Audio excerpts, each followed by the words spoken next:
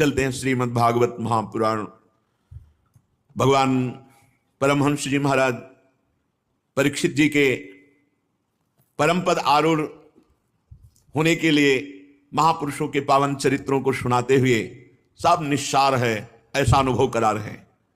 आपने कल श्रवण किया नाभाग जी का चरित्र और उनके पुत्र अम्बरीश जी का पावन चरित्र। अम्बरीश जी के 3 पुत्र हुए, विरूप, केतुमान, शंभु।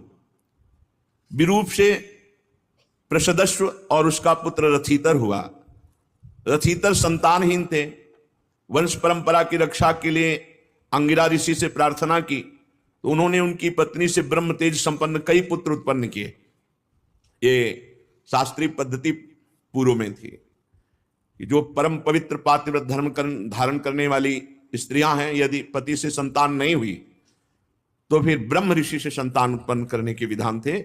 वो भी ऐसे वेश बना करके, घृणास्पद भेष बनाकर नजदीक जाना, संकल्प के द्वारा या सहवास के द्वारा गर्भधारण, फिर दोबारा जीवन में कभी सामने ना आना, ऐसी पद्धति थी।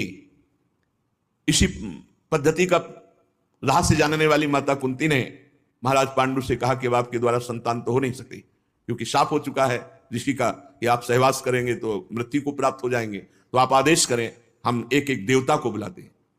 तो सबसे पहले ये धर्म है कि नहीं, इसीलिए धर्म को बुलाया था। ऐसे ही भगवान व्यास देव जी द्वारा धृतराष्ट्र, पांडु और विदुर जी का प्रादुर्भाव हुआ इसी पद्धति से। तो इसी पद्धति से अंगिरा ऋषि से प्रार्थना की तो उन्होंने उनकी पत्नी से ब्रह्म तेज से संपन्न कई पुत्र उत्पन्न किए। यद्यपि ये सब रथितर की भार्या से उत्पन्न हुए थे, इसलिए इनका गोत्र वही होना चाहिए था जो रथितर का था, फिर भी अंगिरा ऋषि से प्रकट हुए इसलिए आंगिरस गोत्र के कहलाए। ये ही रथितर वंशियों के प्रवर कुल में सर्वश्रेष्ठ पुरुष कहलाए, क्योंकि ब्रह्म ऋषि की संतान क्षत्रिय माता और ब्रह्म ऋषि पिता, इन दोनों के गोत्रों से इनका संबंध था। परीक्षित जी एक बार मनु जी के छींकने पर उनके नासिका से इक्ष्वाकु नाम का पुत्र उत्पन्न हुआ। छींकने से पुत्र उत्पन्न हो गया।